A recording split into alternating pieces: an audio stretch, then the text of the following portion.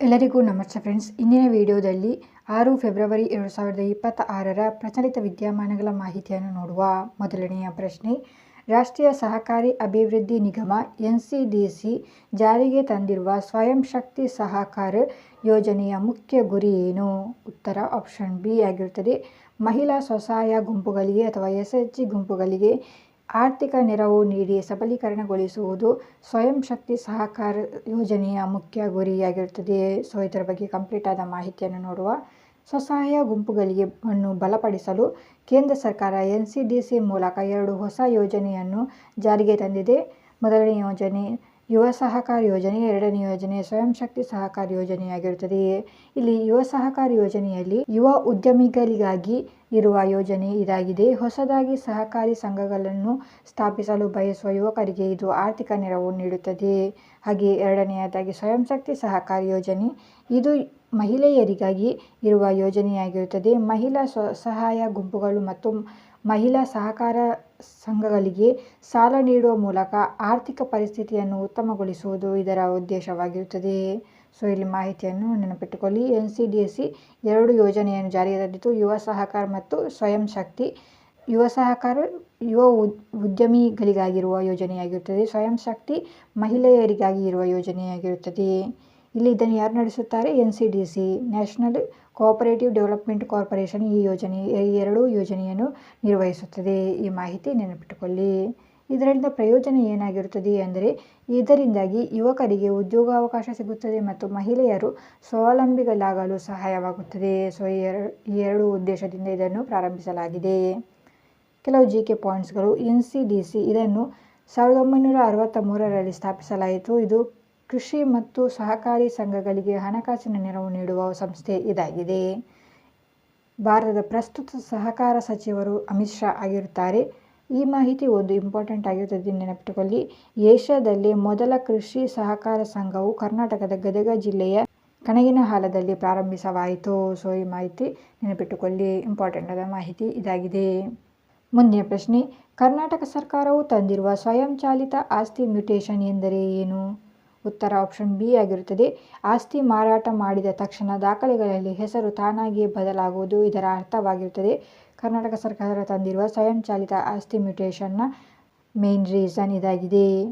ಇಲ್ಲಿ ಸಾಮಾನ್ಯವಾಗಿ ನಾವು ಒಂದು ಸೈಟು ಅಥವಾ ಜಮೀನು ಕೊಂಡಾಗ ರಿಜಿಸ್ಟರ್ ಆಫೀಸ್ನಲ್ಲಿ ನೋಂದಣಿ ಮಾಡಿದ ನಂತರ ಖಾತಾದಲ್ಲಿ ಹೆಸರು ಬದಲಾಯಿಸಲು ಕಂದಾಯ ಕಚೇರಿಗೆ ಅಲೆದಾಡಬೇಕಾಗಿತ್ತು. ಈ ಒಂದು ಕಾರ್ಯವನ್ನು ಈ ಸ್ವಯಂ ಚಾಲಿತ ಆಸ್ತಿ ಮ್ಯೂಟೇಷನ್ ಯೋಜನೆಯು ಹೊಡೆದಿದೆ. ಅಂದರೆ ಇದರಿಂದ ಏನಾಗುತ್ತದೆ ಅಂದರೆ, ಈ ಯೋಜನೆಯಲ್ಲಿ ಆಸ್ತಿ ರಿಜಿಸ್ಟರ್ ಮಾಡಿದ ತಕ್ಷಣ ಆ ಮಾಹಿತಿ ಕಂಪ್ಯೂಟರ್ ಮೂಲಕ ತಾನಾಗಿಯೇ ಕಂದಾಯ ಇಲಾಖೆಗೆ ಹೋಗುತ್ತದೆ. ಅಲ್ಲಿ ಅಧಿಕಾರಿಗಳು ಮ್ಯೂಟೇಷನ್ ಪ್ರಕ್ರಿಯೆಯನ್ನು ಬೇಗನೆ ಮುಗಿಸುತ್ತಾರೆ. ಇದರ ಸೌಲಭ್ಯ ಇದಾಗಿದೆ. ಕೆಲವು GK ಪಾಯಿಂಟ್ಸ್ಗಳು. ಭೂಮಿ, ಇದು ಕರ್ನಾಟಕದ ಭೂ ದಾಖಲೆಗಳ ಸಾಫ್ಟ್ವೇರ್ ಹೆಸರು ಆಗಿರುತ್ತದೆ. ಕಾವೇರಿ 2.0 ಇದು ಆಸ್ತಿ ನೋಂದಣಿ ಮಾಡಲು ಬಳಸುವ ಹೊಸ ತಂತ್ರಜ್ಞಾನ ಆಗಿರುತ್ತದೆ. ಈ ಮಾಹಿತಿ ನೆನಪಿಟ್ಟುಕೊಳ್ಳಿ. ಮುಂದಿನ ಪ್ರಶ್ನೆ, ಭಾರತ ಸರ್ಕಾರವು ಯಾವಾಗದಿಂದ ವಿದೇಶಿ ರಾಷ್ಟ್ರಗಳೊಂದಿಗೆ ಕ್ರಿಪ್ಟೋಕರೆನ್ಸಿ ವಹಿವಾಟು ಮಾಹಿತಿಯನ್ನು ಹಂಚಿಕೊಳ್ಳಲು ನಿರ್ಧರಿಸಿದೆ? ಉತ್ತರವು ಆಪ್ಷನ್ ಡಿ ಆಗಿರುತ್ತದೆ. ಏಪ್ರಿಲ್ 1, 2027ರಿಂದ. ಇಲ್ಲಿ ಭಾರತವು ತನ್ನ ದೇಶದ ಜನರು ವಿದೇಶಿ ಪ್ಲಾಟ್ಫಾರ್ಮ್ಗಳಲ್ಲಿ ಮಾಡುವ ಕ್ರಿಪ್ಟೋ ವಹಿವಾಟುಗಳ ಮೇಲೆ ನಿಗಾ ಇಡಲು 2027ರಿಂದ ಬೇರೆ ದೇಶಗಳ ಜೊತೆಗೆ ಮಾಹಿತಿ ಹಂಚಿಕೊಳ್ಳಲಿರುತ್ತದೆ ಕ್ರಿಪ್ಟೋ ಬಗ್ಗೆ. ಇದು ಯಾವ ರೀತಿ ನಡೆಯಲಿದೆ ಅಂದರೆ, ಆರ್ಥಿಕ ಸಹಕಾರ ಮತ್ತು ಅಭಿವೃದ್ಧಿ ಸಂಸ್ಥೆ OECD ಅಭಿವೃದ್ಧಿಪಡಿಸಿದ CARF crypto asset reporting framework ಅಡಿಯಲ್ಲಿ ಈ ಮಾಹಿತಿಗಳ ವಿನಿಮಯವು ನಡೆಯಲಿರುತ್ತದೆ. ಈ ಮಾಹಿತಿ ನೆನಪಿಟ್ಟುಕೊಳ್ಳಿ. ಇಲ್ಲಿ ಯಾಕೆ ಈ ನಿಯಮವನ್ನು ಜಾರಿಗೆ ತರಲಾಗಿದೆ ಎಂದರೆ, ಮೇಯ್ನಾಗಿ ತೆರಿಗೆ ಕಳ್ಳತನ ತಡೆಯಲು, ಅಕ್ರಮ ಹಣ ವರ್ಗಾವಣೆ ನಿಯಂತ್ರಿಸಲು ಮತ್ತು ವಿದೇಶಿ ಕಂಪನಿಗಳ ಮೂಲಕ ನಡೆಯುವ ಕ್ರಿಪ್ಟೋ ವ್ಯಾಪಾರಗಳಲ್ಲಿ ಪಾರದರ್ಶಕತೆ ತರಲು ಈ ನಿಯಮವನ್ನು ಇಲ್ಲಿಗೆ ಜಾರಿಗೆ ತರಲಾಗಿರುತ್ತದೆ. ಇಲ್ಲಿ 2026ರಿಂದಲೇ ಕ್ರಿಪ್ಟೋ ಎಕ್ಸ್ಚೇಂಜ್ಗಳು ಸರಿಯಾದ ಮಾಹಿತಿ ನೀಡದಿದ್ದರೆ ದಿನಕ್ಕೆ ₹200 ದಂಡದಂತೆ ಮತ್ತು ತಪ್ಪು ಮಾಹಿತಿ ನೀಡಿದರೆ 50,000ವರೆಗೆ ದಂಡ ವಿಧಿಸಲು ಬಜೆಟ್ನಲ್ಲಿ ಪ್ರಸ್ತಾಪಿಸಲಾಗಿರುತ್ತದೆ. ಹಾಗೆ ಕ್ರಿಪ್ಟೋ ಬಗ್ಗೆ ಇನ್ನೊಂದು ಮಾಹಿತಿ, ಭಾರತದಲ್ಲಿ ಕ್ರಿಪ್ಟೋ ಲಾಭದ ಮೇಲೆ 30% ತೆರಿಗೆಯನ್ನು ನೀಡಬೇಕಾಗುತ್ತದೆ ಮತ್ತು ಪ್ರತಿ ವಹಿವಾಟಿನ ಮೇಲೆ 1% TDS ವಿಧಿಸಲಾಗಿರುತ್ತದೆ. ಈ ಮಾಹಿತಿ ಕೂಡ ಇಂಪಾರ್ಟೆಂಟ್ ಆಗಿರುತ್ತದೆ, ನೆನಪಿಟ್ಟುಕೊಳ್ಳಿ. ಇಲ್ಲಿ OECD ಆರ್ಥಿಕ ಸಹಕಾರ ಮತ್ತು ಅಭಿವೃದ್ಧಿ ಸಂಸ್ಥೆ ಇದು ಇದರ ಕೇಂದ್ರ ಕಚೇರಿಯು ಫ್ರಾನ್ಸ್ನ ಪ್ಯಾರಿಸ್ನಲ್ಲಿದೆ ಮತ್ತು ಕ್ರಿಪ್ಟೋ ಅಸೆಟ್ ರಿಪೋರ್ಟಿಂಗ್ ಫ್ರೇಮ್ವರ್ಕ್ ಇದು ಕ್ರಿಪ್ಟೋ ಆಸ್ತಿಗಳ ಬಗ್ಗೆ ಮಾಹಿತಿ ವಿನಿಮಯ ಮಾಡುವ ಜಾಗತಿಕ ಮಾನದಂಡವಾಗಿರುತ್ತದೆ. ಸೊ ಈ ಮಾಹಿತಿ ಗಮನಿಸಿ. ಮುಂದಿನ ಪ್ರಶ್ನೆ, ಅಂತಾರಾಷ್ಟ್ರೀಯ ಒಲಿಂಪಿಕ್ ಸಮಿತಿಯ ಇತಿಹಾಸದಲ್ಲೇ ಸದಸ್ಯೆಯಾಗಿ ಆಯ್ಕೆಯಾದ ಇರಾನ್ನ ಮೊದಲ ಮಹಿಳೆ ಯಾರು? ಉತ್ತರವು ಆಪ್ಷನ್ ಬಿ ಫರ್ಜಾನೇಹ್ ಫಾಸಿಹಿ ಅವರು ಆಗಿರುತ್ತಾರೆ. ಇದರ ಬಗ್ಗೆ ಮಾಹಿತಿ.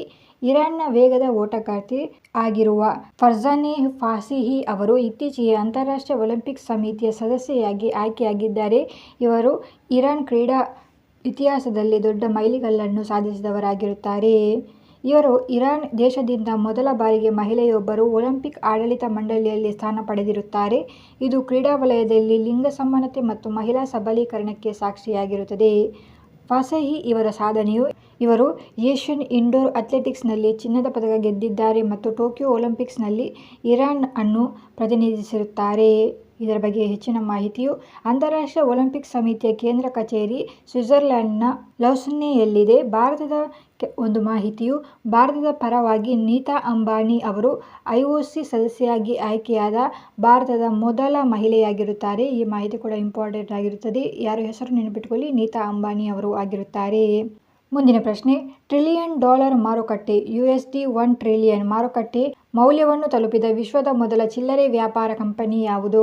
ಉತ್ತರ ಆಪ್ಷನ್ ಬಿ ವಾಲ್ಮಾರ್ಟ್. ವಾಲ್ಮಾರ್ಟ್ ಸಂಸ್ಥೆಯು ಅಥವಾ ವಾಲ್ಮಾರ್ಟ್ ಕಂಪನಿಯು $1 ಟ್ರಿಲಿಯನ್ ಮಾರುಕಟ್ಟೆ ಮೌಲ್ಯವನ್ನು ತಲುಪಿದ ಮೊದಲ ಚಿಲ್ಲರೆ ವ್ಯಾಪಾರ ಕಂಪನಿಯಾಗಿದೆ ವಾಲ್ಮಾರ್ಟ್. ಇದರ ಬಗ್ಗೆ ಮಾಹಿತಿ. ಅಮೆರಿಕ ಮೂಲದ ಪ್ರಸಿದ್ಧ ಸೂಪರ್ ಮಾರ್ಕೆಟ್ ಕಂಪನಿಯಾದ ವಾಲ್ಮಾರ್ಟ್ ಈ ಕಂಪನಿಯು $1 ಟ್ರಿಲಿಯನ್ ಮಾರುಕಟ್ಟೆ ಮೌಲ್ಯವನ್ನು ದಾಟಿದ ಜಗತ್ತಿನ ಮೊದಲ ರಿಟೇಲ್ ಕಂಪನಿ ಎಂಬ ದಾಖಲೆಯನ್ನು ಪಡೆದುಕೊಂಡಿರುತ್ತದೆ. ಮಾರುಕಟ್ಟೆ ಮೌಲ್ಯ ಅಂದರೆ ಇಲ್ಲಿ ಒಂದು ಕಂಪನಿಯ ಒಟ್ಟು ಷೇರುಗಳ ಒಟ್ಟು ಬೆಲೆ ಎಂದರ್ಥ. ಇಲ್ಲಿಯವರೆಗೆ ಆ್ಯಪಲ್, ಮೈಕ್ರೋಸಾಫ್ಟ್ನಂತಹ ತಂತ್ರಜ್ಞಾನ ಕಂಪನಿಗಳು ಮಾತ್ರ ಈ ಗುರಿಯನ್ನು ತಲುಪಿದವು. ಈಗ ರಿಟೇಲ್ ಕಂಪನಿಯು ಈ ಸಾಧನೆಯನ್ನು ಮಾಡಿದೆ, $1 ಟ್ರಿಲಿಯನ್ ಮಾರುಕಟ್ಟೆ ಮೌಲ್ಯವನ್ನು ದಾಟುವ ಮೂಲಕ. ಸೊ ಈ ಮಾಹಿತಿ ನೆನಪಿಟ್ಟುಕೊಳ್ಳಿ, ಇದು ಮೊದಲ ಕಂಪನಿಯಾಗಿರುತ್ತದೆ. ಹೆಸರು ವಾಲ್ಮಾರ್ಟ್ ಆಗಿರುತ್ತದೆ. ಇದೊಂದು ಸೂಪರ್ ಮಾರ್ಕೆಟ್ ಕಂಪನಿಯಾಗಿದೆ. ಕೆಲವು ಇಂಪಾರ್ಟೆಂಟ್ ಆದ ಮಾಹಿತಿಗಳು. ವಾಲ್ಮಾರ್ಟ್ನ ಇತಿಹಾಸ. ಈ ಕಂಪನಿಯನ್ನು 1962ರಲ್ಲಿ ಸ್ಯಾಮ್ ವಾಲ್ಟನ್ ಅವರು ಅಮೆರಿಕದಲ್ಲಿ ಸ್ಥಾಪಿಸಿರುತ್ತಾರೆ. ಭಾರತದ ಪ್ರಸಿದ್ಧ ಇ-ಕಾಮರ್ಸ್ ಕಂಪನಿಯಾದ ಫ್ಲಿಪ್ಕಾರ್ಟ್ನ ಬಹುಪಾಲು ಮಾಲೀಕತ್ವವನ್ನು ಈ ವಾಲ್ಮಾರ್ಟ್ ಸಂಸ್ಥೆಯೇ ಪಡೆದುಕೊಂಡಿದೆ. ಸೊ ಈ ಮಾಹಿತಿಯನ್ನು ನೆನಪಿಟ್ಟುಕೊಳ್ಳಿ, ಇಂಪಾರ್ಟೆಂಟ್ ಆದ ಮಾಹಿತಿಯಾಗಿರುತ್ತದೆ. ಮುಂದಿನ ಪ್ರಶ್ನೆ, ಹಣಕಾಸು ಸಂಸ್ಥೆಯಾದ ಗೋಲ್ಡ್ಮನ್ ಸ್ಯಾಕ್ಸ್ 2026ನೇ ಸಾಲಿಗೆ ಭಾರತದ GDP ಬೆಳವಣಿಗೆಯ ದರವನ್ನು ಎಷ್ಟು ಎಂದು ಅಂದಾಜಿಸಿದೆ? ಉತ್ತರ ಆಪ್ಷನ್ ಸಿ 6.9%. ಜಾಗತಿಕ ಹೂಡಿಕೆ ಸಂಸ್ಥೆಯಾದ ಗೋಲ್ಡ್ಮನ್ ಸ್ಯಾಕ್ಸ್ ಭಾರತದ ಆರ್ಥಿಕತೆಯ 2026 ನಾವು ಅಂದಾಜಿಸಿಕೊಂಡಿದ್ದಕ್ಕಿಂತ ವೇಗವಾಗಿ ಬೆಳೆಯುತ್ತಿದೆ ಎಂದು ಹೇಳಿದೆ. ಮೊದಲು 6.6% ಎಂದು ಅಂದಾಜಿಸಿತ್ತು, ಈಗ 6.9ಕ್ಕೆ ಏರಿಸಿ ಅಂದಾಜಿಸಲಾಗಿರುತ್ತದೆ. ಸರ್ಕಾರವು ಮೂಲಸೌಕರ್ಯಗಳಿಗೆ ಹೆಚ್ಚಿನ ಹಣ ಖರ್ಚು ಮಾಡುತ್ತಿರುವುದು. ಎರಡನೆಯದಾಗಿ ಜನರ ಖರ್ಚು ಮಾಡುವ ಸಾಮರ್ಥ್ಯ ಹೆಚ್ಚಾಗಿರುವುದು. ಮೂರನೆಯದಾಗಿ ದೇಶದಲ್ಲಿ ಹೂಡಿಕೆಗಳು ಹೆಚ್ಚುತ್ತಿರುವುದಾಗಿರುತ್ತದೆ. ಸೊ ಇಲ್ಲಿ GDP ಅಂದರೆ ಏನು ಅಂದರೆ ಒಂದು ವರ್ಷದಲ್ಲಿ ದೇಶದ ಒಳಗಡೆ ಉತ್ಪಾದನೆಯಾಗುವ ಒಟ್ಟು ಸರಕು ಮತ್ತು ಸೇವೆಗಳ ಮೌಲ್ಯ ಆಗಿರುತ್ತದೆ. ಇದನ್ನು ದೇಶದ ಆರ್ಥಿಕತೆಯ ಆರೋಗ್ಯ ಎಂದು ಕರೆಯಲಾಗುತ್ತದೆ. ಗೋಲ್ಡ್ಮನ್ ಸ್ಯಾಕ್ಸ್ ಇದರ ಬಗ್ಗೆ ಮಾಹಿತಿಯು ಇದು ಅಮೆರಿಕ ಮೂಲದ ಪ್ರಖ್ಯಾತ ಬಹುರಾಷ್ಟ್ರೀಯ ಹೂಡಿಕೆ ಬ್ಯಾಂಕ್ ಮತ್ತು ಹಣಕಾಸು ಸಂಸ್ಥೆ ಇದಾಗಿದೆ. ಮುಂದಿನ ಪ್ರಶ್ನೆ, ಇತ್ತೀಚೆಗೆ ಅಮೆರಿಕ ಕಾಂಗ್ರೆಸ್ ಅಥವಾ ಸಂಸತ್ತು ಯಾವ ರಾಷ್ಟ್ರಗಳ ರಕ್ಷಣೆಗಾಗಿ $200 ಮಿಲಿಯನ್ ಭದ್ರತಾ ನೆರವನ್ನು ಘೋಷಿಸಿದೆ? ಉತ್ತರವು ಆಪ್ಷನ್ ಬಿ ಬಾಲ್ಟಿಕ್ ರಾಷ್ಟ್ರಗಳನ್ನು ರಕ್ಷಿಸಲು $200 ಮಿಲಿಯನ್ ಭದ್ರತಾ ನೆರವನ್ನು ಘೋಷಿಸಿರುತ್ತದೆ. ರಷ್ಯಾ ಮತ್ತು ಉಕ್ರೇನ್ ಯುದ್ಧದ ಹಿನ್ನೆಲೆಯಲ್ಲಿ ರಷ್ಯಾದ ನೆರೆಹೊರೆಯ ದೇಶಗಳಾದ ಬಾಲ್ಟಿಕ್ ರಾಷ್ಟ್ರಗಳಿಗೆ ಅಮೆರಿಕವು ತನ್ನ ಮಿಲಿಟರಿ ಬಲವರ್ಧನೆಗೆ ಸಹಾಯ ಮಾಡಲು ಹಣಕಾಸಿನ ನೆರವನ್ನು ನೀಡಿರುತ್ತದೆ. ಇಲ್ಲಿ ಬಾಲ್ಟಿಕ್ ರಾಷ್ಟ್ರಗಳು ಯಾವುದಾಗಿರುತ್ತದೆ ಎಂದರೆ ಎಸ್ಟೋನಿಯಾ, ಲಾಟ್ವಿಯಾ ಮತ್ತು ಲಿಥುವೇನಿಯಾ ಆಗಿರುತ್ತದೆ. ಈ 3 ದೇಶಗಳು ಒಟ್ಟಾಗಿ ಬಾಲ್ಟಿಕ್ ರಾಷ್ಟ್ರಗಳು ಆಗಿರುತ್ತದೆ.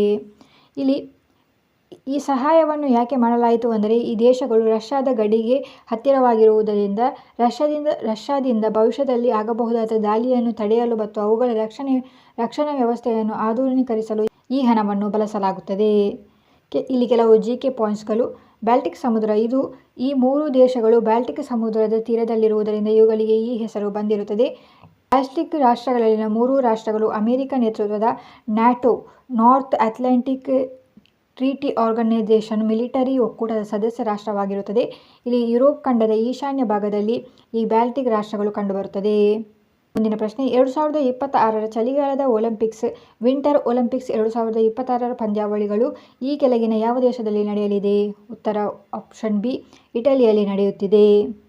2026ರ ಚಳಿಗಾಲದ ಒಲಿಂಪಿಕ್ಸ್ ಮತ್ತು ಪ್ಯಾರಾಲಿಂಪಿಕ್ಸ್ ಕ್ರೀಡೆಗಳು ಇಟಲಿ ದೇಶದ ಮಿಲೋನ ಮತ್ತು ಕೋರ್ಟಿನಾ ನಗರಗಳಲ್ಲಿ ನಡೆಯಲಿರುತ್ತದೆ. ಇದು ಫೆಬ್ರವರಿ 6ರಿಂದ ಫೆಬ್ರವರಿ 22ರವರೆಗೆ ನಡೆಯುತ್ತದೆ. ಇಲ್ಲಿ ಒಲಿಂಪಿಕ್ಸ್ ಇತಿಹಾಸದಲ್ಲಿ ಮೊದಲ ಬಾರಿಗೆ 2 ನಗರಗಳ ಅಧಿಕೃತವಾಗಿ ಆತಿಥೇಯ ನಗರಗಳಾಗಿ ಆಯ್ಕೆಯಾಗಿರುವುದಾಗಿರುತ್ತದೆ. ಈ ಮಾಹಿತಿ ನೆನಪಿಟ್ಟುಕೊಳ್ಳಿ. ಇದರಲ್ಲಿ ಸ್ಕೀಯಿಂಗ್, ಐಸ್ ಹಾಕಿ ಮತ್ತು ಫಿಗರ್ ಸ್ಕೇಟಿಂಗ್ ಸೇರಿದಂತೆ ಒಟ್ಟು 8 ಕ್ರೀಡೆಗಳಲ್ಲಿ 116 ಪದಕಗಳ ಸ್ಪರ್ಧೆಯು ನಡೆಯಲಿರುತ್ತದೆ. ಒಲಿಂಪಿಕ್ಸ್ನ ಬಗ್ಗೆ ಮಾಹಿತಿ. ಒಲಿಂಪಿಕ್ಸ್ನಲ್ಲಿ ಒಟ್ಟಾಗಿ 2 ವಿಧವಿದೆ: ಸಮ್ಮರ್ ಆ್ಯಂಡ್ ವಿಂಟರ್ ಒಲಿಂಪಿಕ್ಸ್, ಬೇಸಿಗೆ ಮತ್ತು ಚಳಿಗಾಲದ ಒಲಿಂಪಿಕ್ಸ್. ಇಲ್ಲಿ ವಿಂಟರ್ ಒಲಿಂಪಿಕ್ಸ್ ಅನ್ನು ಈಗ ಆಚರಿಸಲಾಗುತ್ತಿದೆ. ಸಮ್ಮರ್ ಒಲಿಂಪಿಕ್ಸ್ ಅನ್ನು 2028ರಲ್ಲಿ ಆಚರಿಸಲಾಗುವುದು. ಅಮೆರಿಕದ ಲಾಸ್ ಏಂಜಲೀಸ್ನಲ್ಲಿ ನಡೆಯಲಿರುತ್ತದೆ. ಹಾಗೆ 2026ರ ವಿಂಟರ್ ಒಲಿಂಪಿಕ್ಸ್ನ ಅಧಿಕೃತ ಲಾಂಛನ ಟೀನಾ ಮತ್ತು ಮೀಲೋ ಆಗಿರುತ್ತದೆ. ಇವು ಮುಂಗೂಸಿ ತರಹದ ಪ್ರಾಣಿಗಳು ಆಗಿರುತ್ತದೆ. ಸೊ ಈ ಮಾಹಿತಿ ನೆನಪಿಟ್ಟುಕೊಳ್ಳಿ. ಮುಂದಿನ ಪ್ರಶ್ನೆ, ವಿಶ್ವ ಅಂತರ್ಧರ್ಮೀಯ ಸಾಮರಸ್ಯ ಸಪ್ತಾಹವನ್ನು ಪ್ರತಿ ವರ್ಷ ಯಾವ ತಿಂಗಳ ಮೊದಲ ವಾರದಲ್ಲಿ ಆಚರಿಸಲಾಗುತ್ತದೆ? ಉತ್ತರವು ಆಪ್ಷನ್ ಬಿ, ಫೆಬ್ರವರಿಯ ತಿಂಗಳ ಮೊದಲ ವಾರದಲ್ಲಿ ಆಚರಿಸಲಾಗುತ್ತದೆ. ಈ ವರ್ಷ ಫೆಬ್ರವರಿ 1ರಿಂದ 7ರವರೆಗೆ ಆಚರಿಸಲಾಯಿತು. ಇಲ್ಲಿ ವಿಶ್ವಸಂಸ್ಥೆಯ ಸಾಮಾನ್ಯ ಸಭೆಯು 2010ರಲ್ಲಿ ಈ ದಿನಾಚರಣೆಯನ್ನು ಅಧಿಕೃತವಾಗಿ ಘೋಷಿಸಿತ್ತು. ಇದರ ಉದ್ದೇಶವು ಧರ್ಮಗಳ ನಡುವೆ ಇರುವ ಭಿನ್ನಾಭಿಪ್ರಾಯಗಳನ್ನು ಮರೆತು ಮಾನವೀಯತೆ ಮತ್ತು ಲೋಕ ಕಲ್ಯಾಣಕ್ಕಾಗಿ ಎಲ್ಲರೂ ಒಂದಾಗಬೇಕು ಎಂಬ ಸಂದೇಶವನ್ನು ಸಾರುವುದು ಇದರ ಮುಖ್ಯ ಗುರಿಯಾಗಿರುತ್ತದೆ. ವಿಶ್ವಸಂಸ್ಥೆ ಬಗ್ಗೆ ಮಾಹಿತಿ. ವಿಶ್ವಸಂಸ್ಥೆಯ ಕೇಂದ್ರ ಕಚೇರಿ ಅಮೆರಿಕದ ನ್ಯೂಯಾರ್ಕ್ನಲ್ಲಿದೆ. ಮುಂದಿನ ಪ್ರಶ್ನೆ, 2025ನೇ ಸಾಲಿನ ಪ್ರತಿಷ್ಠಿತ 22ನೇ ಉಪೇಂದ್ರನಾಥ ಬ್ರಹ್ಮ ಹ್ಯುಮ್ಯಾನಿಟಿ ಅವಾರ್ಡ್ಸ್ ಪ್ರಶಸ್ತಿಗೆ ಭಾಜನರಾದವರು ಯಾರು? ಉತ್ತರವು ಆಪ್ಷನ್ ಬಿ, ಆಶಿ ದೋರ್ಜಿ ವಾಂಗ್ಮಾ ವಾಂಗ್ಚುಕ್ ಆಗಿರುತ್ತಾರೆ. ಸೊ ಇದರ ಬಗ್ಗೆ ಮಾಹಿತಿಯು, ಭೂತಾನ್ ದೇಶದ ರಾಜಮಾತೆ ಎಂದೇ ಪ್ರಸಿದ್ಧರಾಗಿರುವ ಆಶಿ ದೋರ್ಜಿ ವಾಂಗ್ಮಾ ವಾಂಗ್ಚುಕ್ ಅವರಿಗೆ ಮಾನವೀಯ ಸೇವೆ ಮತ್ತು ಸಾಹಿತ್ಯ ಕ್ಷೇತ್ರದಲ್ಲಿ ಕೊಡುಗೆಗಾಗಿ ಈ ಉಪೇಂದ್ರನಾಥ್ ಬ್ರಹ್ಮ ಹ್ಯುಮ್ಯಾನಿಟಿ ಅವಾರ್ಡ್ ಅನ್ನು ನೀಡಲಾಗಿರುತ್ತದೆ. ಈ ಪ್ರಶಸ್ತಿಯನ್ನು ಅಸ್ಸಾಂ ರಾಜ್ಯದ ಉಪೇಂದ್ರನಾಥ ಬ್ರಹ್ಮ ಟ್ರಸ್ಟ್ ಇದು ನೀಡುತ್ತದೆ. ಇವರಿಗೆ ಯಾಕೆ ನೀಡಲಾಯಿತು ಅಂದರೆ, ಭೂತಾನ್ನಲ್ಲಿ ಮಹಿಳೆಯರ ಸಬಲೀಕರಣ, ಪರಿಸರ ಸಂರಕ್ಷಣೆ ಮತ್ತು ಸಾಹಿತ್ಯದ ಮೂಲಕ ಸಮಾಜದಲ್ಲಿ ಬೆಳವಣಿಗೆ ತಂದಿದ್ದಕ್ಕಾಗಿ ಇವರಿಗೆ ಗೌರವಿಸಲಾಗಿರುತ್ತದೆ ಮತ್ತು ಇವರು ತಾರಾಯಣ ಎಂಬ ಸಂಸ್ಥೆಯ ಮೂಲಕ ಬಡವರಿಗೆ ಸಹಾಯ ಮಾಡಿರುತ್ತಾರೆ. ಸೊ ಈ ಎಲ್ಲ ಉದ್ದೇಶದಿಂದ ಇವರ ಹೆಸರು ನೆನಪಿಟ್ಟುಕೊಳ್ಳಿ. ಆಶಿ ದೋರ್ಜಿ ವಾಂಗ್ಮಾ ವಾಂಗ್ಚುಕ್ ಅವರಿಗೆ ಈ ಪ್ರಶಸ್ತಿಯನ್ನು ನೀಡಲಾಗಿದೆ. ಉಪೇಂದ್ರನಾಥ್ ಬ್ರಹ್ಮ ಇದರ ಬಗ್ಗೆ ಮಾಹಿತಿ. ಇವರು ಅಸ್ಸಾಂ ಬೋಂಡೋ ಸಮುದಾಯದ ಪ್ರಭಾವಿ ನಾಯಕರಾಗಿದ್ದರು. ಇವರನ್ನು ಜನರು ಪ್ರೀತಿಯಿಂದ ಬೋಂಡೋಫಾ, ಬೋಂಡೋಗಳ ತಂದೆ ಎಂದು ಕರೆಯುತ್ತಿದ್ದರು. ಭೂತಾನ್ನ ಬಗ್ಗೆ ಮಾಹಿತಿ. ಇದು ನಮ್ಮ ಭಾರತದ ನೆರೆಯ ದೇಶ ಆಗಿರುತ್ತದೆ. ಇದನ್ನು ಗುಡುಗುಗಳ ನಾಡು ಎಂದು ಕೂಡ ಕರೆಯಲಾಗುತ್ತದೆ. ಸೊ ಇದಾಗಿತ್ತು 6 ಫೆಬ್ರವರಿ 2026ರ ಕರೆಂಟ್ ಅಫೇರ್ಸ್ಗಳು. ಪ್ರತಿದಿನದ ಕರೆಂಟ್ ಅಫೇರ್ಸ್ಗಳಿಗಾಗಿ ನಮ್ಮ ಚಾನಲನ್ನು ಸಬ್ಸ್ಕ್ರೈಬ್ ಮಾಡಿಕೊಳ್ಳಿ. Thank you.